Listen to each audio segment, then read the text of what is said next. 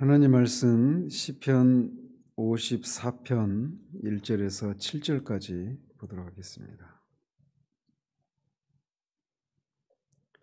시편 54편 1절에서 7절까지입니다. 같이 읽겠습니다. 하나님이여, 주의 이름으로 나를 구원하시고 주의 힘으로 나를 변호하소서. 하나님이여, 내 기도를 들으시며 내 입의 말에 귀를 기울이소서. 낯선 자들이 일어나 나를 치고 포악한 자들이 나의 생명을 수색하며 하나님을 자기 앞에 두지 아니하였음이니이다.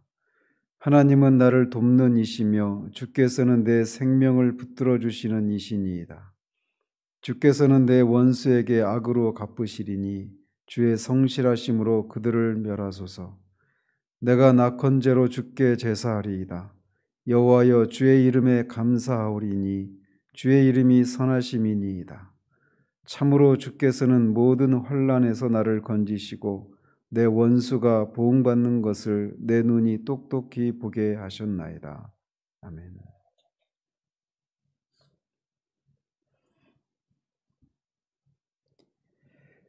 이 시의 배경은 표제어에 나와 있듯이 10사람이 사울에게 다윗의 소재를 알려주었던 그 사건이 이 시의 배경이 됩니다.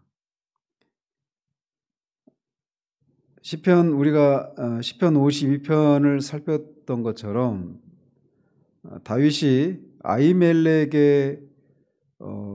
제사장 아히멜렉의 도움을 받았었는데 그것을 도액이 사울에게 고해 바치죠. 그리고 사울이 그 다윗을 도와줬다라고 하는 그런 명목으로 아히멜렉을 그리고 그의 가족들 85명을 갓난아이들까지 포함해서 85명을 멸족시켰던 그런 일이 있었지 않습니까? 바로 그 일을 통해서 사울이 의도했던 일들이 실제로 벌어지고 있는 상황인 겁니다. 누구든지 다윗을 도와주는 사람은 이렇게 된다. 제사장이라 할지라도 이렇게 내가 주겠다라고 하는 것을 통해서 아무도 다윗을 도와줘서는 안 된다라고 하는 강력한 그런 경고의 메시지를 발한 적이 있는데 그것이 효과를 발휘하고 있는 것입니다. 이 사건을 다루고 있는 게 사무엘상 23장에 나오고 있습니다. 그래서 10사람들이 사울에게 다윗의 소재를 알리자 사울이 군대를 이끌고 다윗 일행을 잡으려고 쫓아왔습니다. 다윗 일행은 사울이 자신들을 쫓아온다라고 하는 것을 먼저 알고 사울을 피해 다니는데 한번 상상을 해보십시오. 사울은 군인들로 구성된 사람들입니다. 이에 비해서 다윗 일행은 군인들, 전쟁에 싸움을 할 수 있는 사람들도 있었지만 그의 가족들까지 다 있었단 말이죠. 그리고 살림 도구며 이런 것까지 다 들고 피난 온 사람들입니다. 그러니 정예부대인 군대와 민간인들과 섞여 있는 살림살이까지 다 들고 도망쳐야 하는 그런 상황 가운데 있는 다윗 일행. 누가 봐도 그 위기에서 벗어날 수 없을 것 같은 그런 상황이었죠. 그래서 다윗 일행이 사울이 다윗이 있는 곳으로 오면 빨리 또 반대편 산으로 또 도망가고 거기까지 오면 또 다른 산으로 도망가고 그런 식으로 계속 쫓기는 정말 절체절명의 그런 위기 상황 가운데 있었던 겁니다. 그런 다급한 상황에서 블레셋 군대가 쳐들어왔다는 소식 때문에 사울이 다윗 쫓는 것을 그만두고 다시 돌아가는 그런 사건이 이 시의 배경이 됩니다. 그래서 다윗 일행은 무사히 그 상황을 모면할 수가 있었어요. 따라서 그런 다급한 상황에서 지은 이 시는 전형적인 비탄시라고 할 수 있습니다. 그래서 이 시는 크게 세 부분으로 나눌 수 있는데 1절에서 3절까지가 첫 번째 단락으로 하나님을 경유하지 않는 대적이 눈앞에 닥친 급박한 그런 상황을 앓으면서 기도 응답을 호소하고 있는 그런 부분입니다. 그리고 4절과 5절은 그런 대적과는 상반되는 자신의 여호와 신앙을 고백하고 악인에 대한 공의의 보응을 간구하고 있는 부분입니다. 그리고 나머지 2절에서 아직 상황이 끝나지 않았음에도 불구하고 미리 믿음으로 구원을 확신하면서 하나님께 감사제를, 낙헌제를 드리겠다라고 하는 그런 서원을 드리는 그런 내용으로 구성되어 있습니다. 하나님이여 주의 이름으로 나를 구원하시고 주의 힘으로 나를 변호하소서. 시인은 그렇게 절체절명의 순간에 하나님께 도움을 간구하고 있습니다. 그러면서 하나님께 호소하기를 하나님의 이름으로 자신을 구원해 주시기를 구하고 있습니다. 우리가 앞에서도 여러 번 살폈지만 이름이라고 하는 것은 그 이름의 소유자의 그 존재 자체 혹은 인격 전체나 성품을 대변해 주는 그런 특징을 가지고 있습니다. 따라서 주의 이름으로라고 할 때 그것은 하나님의 존재 자체나 본질적인 성품을 따라 이런 의미입니다. 즉 하나님은 영원하시고 자존하시고 선하시고 절대적인 주권을 가지시고 하나님의 백성을 지키시고 보호하시는 그런 분이라고 하는 그런 이름과 그런 명성을 가지신 분이신데 그 명성을 따라 자신을 구원해 주시기를 호소하고 있는 것입니다. 만약에 그렇게 하시지 않으면 하나님의 명성에 누가 된다라고 하는 것을 간접적으로 하나님께 상기시켜 드리면서 그렇게 하나님께 구원을 호소하고 있는 겁니다.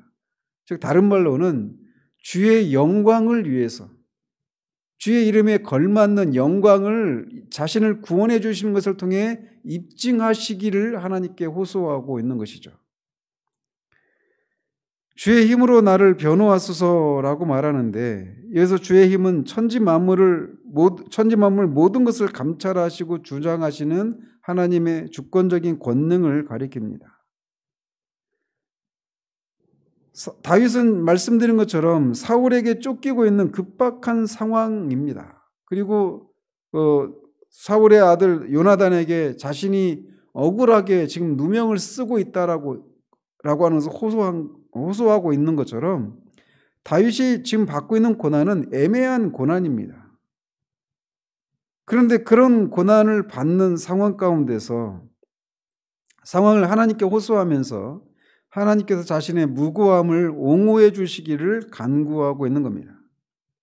즉 다윗은 이 원수들의 핍박과 모함에 대해서 스스로 그 문제를 인간적인 방법으로 또 인간적인 꾀로 그것을 해결하려고 하기보다는 하나님께 문제를 내어놓고 해결책을 간구하고 있는 겁니다.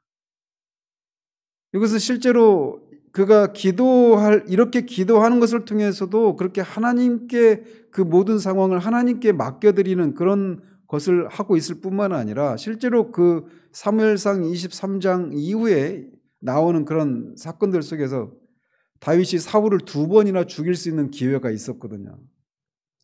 그런데 그 상황에서 자신의 힘으로 자신의 그런 꾀로 사울을 죽이고 그 상황을 해결하려고 하지 않고 하나님께 맡깁니다. 이런 태도는 우리 신자들에게 있어서도 마땅히 요구되어지는 것으로서 우리가 애매한 고난을 당할 경우에 그 세상을 향해서 우리가 억울함을 호소하고 변론하고 이럴 것이 아니라 그것을 하나님께 올려드리면서 하나님의 공의로운 보응을 호소하는 그런 모습을 취해야 함을 우리에게 교훈해 주고 있습니다. 하나님이여 내 기도를 들으시며 내 입의 말에 귀를 기울이소서. 사방이 원수들에게 둘러싸여 있어서 빠져나갈 길이라곤 도무지 없는 상황에서 시인은 자신이 살 길이 오직 위에 계신 사방이 둘러싸여 있기 때문에 그가 빠져나갈 수 있는 유일한 길은 빠져나갈 수 있는 유일한 길은 위를 향해서 위로부터 하나님의 도우심의 손길이 임하기를 간구하며 하나님께 기도하고 그 기도에 응답해 주실 것을 호소하고 있습니다. 낯선 자들이 일어나 나를 치고 포악한 자들이 나의 생명을 수색하며 하나님을 자기 앞에 두지 아니하였음이니이다. 낯선 자들은 뭐 이방인, 나그네 이런 말이죠. 이런 사람인데 여기에서는 문맥상 하나님을 그 마음에 두지 않는, 하나님을 경외하지 않는, 하나님을 안중에 두지 않는 그런 사람들을 가리킨다고 볼 수 있습니다. 좀 더 구체적으로 말하면 이 다윗이 있는 소재를 사울에게 알렸던 십당에 살고 있는 사람들을 말합니다. 여호수아 15장을 보면 이 십당에 살고 있는 사람들은 유다 지파에 속한 사람들입니다. 그러니까 다윗과 같은 지파 사람들이죠. 그런데 그럼에도 불구하고 다윗이 그 사람들을 낯선 자들, 또 포악한 자들이라고 이렇게 부르고 있는 것은 그들이 다윗을 배반했기 때문에 그렇습니다. 즉 그들은 마땅히 다윗을 도와서 그들을 보호해 주어야 했음에도 불구하고 앞에서도 말씀드린 것처럼 제사장 아히멜렉이 그렇게 다윗을 도와주었다가 일족이 멸문지화당하는 그런 상황들을 보면서 이렇게 동족임에도 불구하고 같은 지파 사람임에도 불구하고 사울에게 다윗의 소재를 알리고 그를 죽음에 몰아넣었던 것입니다. 그래서 그런 사람들을 낯선 자들, 포악한 자들 이렇게 부르고 있는 겁니다. 그들은 하나님을 자기 앞에 두지 아니하였다라고 말하고 있어서 그들의 그 태도들은 하나님은 안중에도 없는 그런 방향무도한 그런 태도를 보이는 사람들이라고 하나님께 호소를 하고 있는 겁니다. 하나님은 나를 돕는 이시며 주께서는 내 생명을 붙들어 주시는 이시니이다. 하나님은 나를 돕는 이시라라고 하는 이 말은 지금 다윗이 원수들에게 쫓겨서 죽음의 위기에 직면해 있으면서도 반드시 하나님께서 자신과 함께 하셔서 자신의 기도를 들으시고 자신을 구원해 주실 것을 확신하고 있는 것을 우리에게 보여주고 있습니다. 이게 바로 믿음이죠. 보이는 현실은 사방에 둘러싸여서 정말 절체절명의 위기 가운데 있지만 그 상황 가운데서 하나님이 반드시 자신을 도와주실 것이다라고 하는 그 확신으로 하나님을 끝까지 주시하고 있는 이 모습, 이것이 바로 믿음인 겁니다. 주께서는 내 생명을 붙들어 주시는 이시니이다. 이 말이 원어를 문자적으로 보면 주는 내 생명을 붙드는 자 중에 한 분이시니다 이렇게 되어 있어요. 그렇게 하다 보면 실제적으로 그 다윗이 사람들의 도움을 받아서 위기를 모면하고 벗어나고 이런 일들이 있었지만 그런 상황을 이렇게 문자적으로 해석을 하다 보면은 하나님도 그런 다윗을 구원해 준 여러 구원자 중에 한 분으로 전락하고 말죠. 그래서 이렇게 우리말 성경에서는 주께서는 내 생명을 붙들어 주시는 이시니이다 이렇게 번역을 하고 있습니다. 주께서는 내 원수에게 악으로 갚으시리니 주의 성실하심으로 그들을 멸하소서.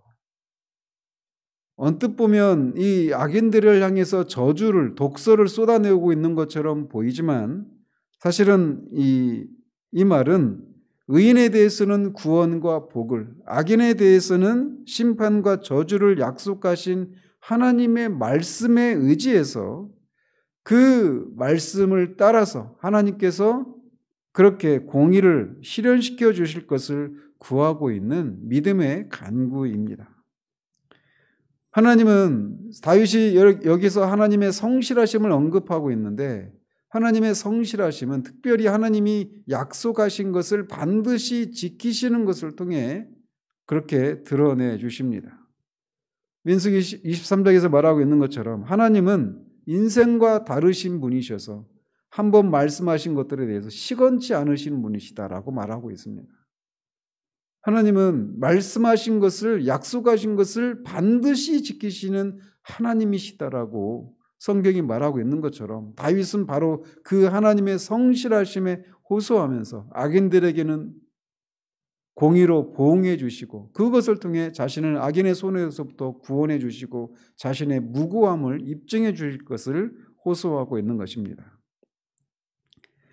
그러면서 이제 6절과 7절에서는 지금까지의 논조와는 다른 논조로 바뀌고 있는 것을 봅니다.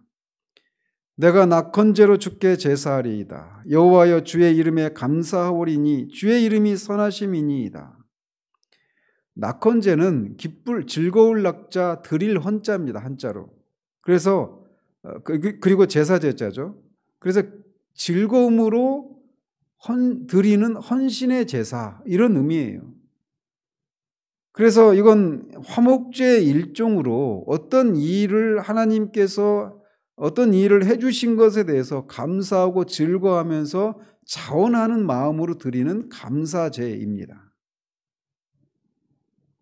따라서 시인이 낙헌제를 드린다라고 하는 것은 하나님께서 자신을 위기 가운데서 건져주신 것에 대한 감사로 그렇게 즐겁게 하나님께 헌신의 제사를 드리는 거예요. 드리겠다라고 하는 의미입니다. 그런데 실제로 지금 상황이 끝난 게 아님에도 불구하고 이렇게 고백하고 있어서 어떤 학자들은 이 6절과 7절이 후대 편집자들이 첨가한 구절이다 이렇게 말을 하는데 그게 아니죠. 그는 이미 앞에 4절에서 하나님이 자신의 도움이시다라고 이미 그렇게 하나님이 자신을 반드시 구원하실 것을 확신하고 있었단 말이죠. 그래서 다윗은 상황이 아직 끝나지 않았지만 미리 믿음으로 하나님의 구원을 확신하는 가운데 이렇게 하나님께 감사제를 드리겠다라고 노래하고 있는 겁니다. 그가 하나님께 감사를 드릴 때 그가 감사드리는 그런 제목은 감사의 제목은 하나님의 이름이 선하시다라고 하는 것입니다. 하나님의 선하심은 피조물을 복되게 하시려고 하는 하나님의 성품을 의미하는데 다윗은 그런 하나님께서 자신을 구원해 주시는 것을 통해서 그분의 명성에 맞는 일을 하신 것에 대해서 감사와 찬양을 드리겠다라고 미리 고백하고 있는 겁니다. 참으로 주께서는 모든 환난에서 나를 건지시고 내 원수가 보응받는 것을 내 눈이 똑똑히 보게 하셨나이다. 하나님의 공의의 보응이 반드시 있을 것을 그가 믿고 있기 때문에 그에게는 이미 성취된 것이나 없음을 이렇게 고백하고 있는 겁니다. 그런데 이 다윗의 이 기도 결과 다윗의 기도에 하나님이 응답해 주셨는데 그 응답이 내 원수가 보응받는 것을 내 눈이 똑똑히 보게 하셨다 이렇게 말하고 있는데 그 앞에서도 말씀드린 것처럼 그 사건이 기록되어 있는 사무엘상 23장을 보면 사울이 다윗을 쫓을 때 블레셋 군대가 쳐들어와서 물러가는 그런 방식으로 다윗이 구원을 받거든요. 바로 그런 식의 응답을 해 주신 것을 다윗이 이렇게 말을 하고 있는 겁니다. 실로 인간의 힘으로서는 어쩔 수 없는 사면초가와 같은 절대적인 위기 상황 가운데 처해 있는 다윗이 취한 이 모습은 마찬가지로 겉으로 보면 똑같은 상황은 아니라 할지라도 인간적인 도움으로는 어떻게 해결할 수 없는 우리의 머리로 우리의 상식으로 생각해 보면 도무지 답이 나오지 않는 그런 상황 가운데서 우리가 어떤 방식을 취해야 하는가를 우리에게 교훈해 주고 있습니다. 우리는 얼마나 쉽게 어떤 위기에 닥치면 인간적인 방법으로 그것들을 해결하려고 하고 그 꾀를 내는지 모릅니다. 그러는 동안에는 우리는 성경 속에서 하나님의 백성들에게 역사하셨던 하나님의 그런 도우심의 손길들, 그런 역사를 그냥 글로만 읽을 뿐이지 우리의 삶 가운데서 실제로 경험하는 것은 요원합니다. 하나님은 지금도 온 땅을 두루 찾아서 하나님을 전심으로 의뢰하는 자들을 찾고 계신다라고 말씀하시는데 그 하나님을 우리가 이 절체절명의 위기 상황 가운데서 그 하나님만을 절대적으로 의지할 때 하나님은 반드시 그 사람에게 도움을 주신다라고 하는 것을 우리가 믿고 위기 상황 가운데서 우리의 꾀를 내고 우리의 방법을 취할 것이 아니라고 하는 교훈을 우리에게 주고 있는 것입니다. 하나님은 하나님의 뜻대로 하는 자들을 결코 외면하지 않으십니다. 저는 개인적으로 10년 동안 직장 생활을 하면서 10년을 마치면서 그 남아있는 그 동료 그리스도인들과 이렇게 한 달 정도 막 식사를 하고 그런 시간들을 보내면서 제가 늘 했던 고백이 이거였습니다. 하나님의 뜻대로 사는 거 정말 힘들다. 그런데 하나님의 뜻대로 사는 자들을 하나님이 결코 외면하지 않으신다. 지난 10년 동안의 직장 생활의 경험이 직장 생활을 통한 저의 고백입니다. 이런 고백을 했던 기억이 있습니다. 하나님은 이 다윗에게 그 절체절명의 위기 가운데서 하나님께서 그렇게 다윗을 이 모양으로 저 모양으로 건지시는 이런 것을 통해서 그렇게 하나님을 의지하는 자들을 구원해 내시는 하나님이신 것처럼 지금도 이 하나님은 그리스도로 말미암아 우리의 아버지가 되시고 우리의 보호자가 되시는 하나님이셔서 우리를 이 상황 가운데서도 모든 것들이 기계적이고 시스템화되어 있어서 더 이상 어떤 하나님의 개입하심이 필요 없을 것 같고 아니 하나님의 도우심의 손길이 임하시지 않을 것 같은 이런 닫힌 체계로 보이는 이 현실 속에 하나님이 반드시 구원의 손길을 베푸신다라고 하는 그 믿음을 가지고 하나님을 바라보는 자들을 지금도 하나님이 찾고 계십니다. 다윗은 이렇게 사울에게 쫓기는 이 10년 동안 어떻게 보면 다윗의 인생 그 모든 상황을 우리가 이미 기록으로 알고 있는 우리가 볼 때 다윗에게 있어서 가장 하나님 앞에서 깨어있고 민감하고 순전하고 그 하나님의 실제적인 도움을 경험했던 시기는 바로 이 시기였습니다. 광야에서 10년 동안 쫓기면서 그렇게 망명 생활을 해야만 했던 그 시기가 어떻게 보면 다윗의 신앙의 최고조가 아니었나 그런 생각을 해봅니다. 하나님은 광야에서 그렇게 우리를 빚으시는 거예요. 지금 우리에게 어떤 닥친 그런 어려움들 이런 것들을 인간적인 방법으로 그렇게 순간순간마다 꾀를 내어서 그렇게 위기를 모면하고 이런 과정을 통해서는 우리가 하나님의 사람으로 빚어져 갈 수가 없습니다. 지금 우리가 어떤 상황 가운데 어떤 위기 가운데 있다라면 다윗이 그 상황 가운데서 그렇게 하나님의 도우심의 손길을 바라보고 그렇게 믿음으로 소망 중에 인내하며 기다렸다가 그렇게 하나님의 도우심을 경험했던 것처럼 우리의 삶 가운데서 그런 것이 있어서 우리가 점점 하나님 앞에서 더 온전한 사람으로 빚어져가는 그런 일들이 있기를 우리 주님 여러분으로 축원드립니다. 기도하겠습니다. 하나님 아버지, 다윗이 점점 이스라엘 땅에서 서 있을 곳이 없어져가는 그런 상황 가운데서 정말 억울한 누명을 뒤집어 쓰고 그렇게 죽을 수도 있는 그런 상황 가운데서 그가 취한 방식을 우리가 살펴보았습니다. 그런 인간적인 방법이나 꾀를 내지 않고 하나님만을 전적으로 의지하며 하나님의 도우심을 구하는 그 모습을 우리가 살펴보았습니다. 그리고 그것에 대해서 우리는 하나님께서 어떻게 응답하셨는지를 그의 결말을 통해 우리가 이미 확인하게 됩니다. 하나님 우리에게 말씀을 기록으로 남겨주신 것은 후대의 우리들에게도 본질상 동일한 그런 상황 가운데서 우리가 어떻게 살아야 할까를 교훈하시기 위해서 이렇게 남겨두셨는데 우리의 삶 가운데서 이렇게 다윗이 경험했을 정도의 그런 절체절명의 위기는 아니라 할지라도 우리는 수없이 다양한 상황 가운데서 사람의 능력으로 우리의 능력으로 도무지 답을 찾아낼 수 없는 그런 위기를 만나게 됩니다.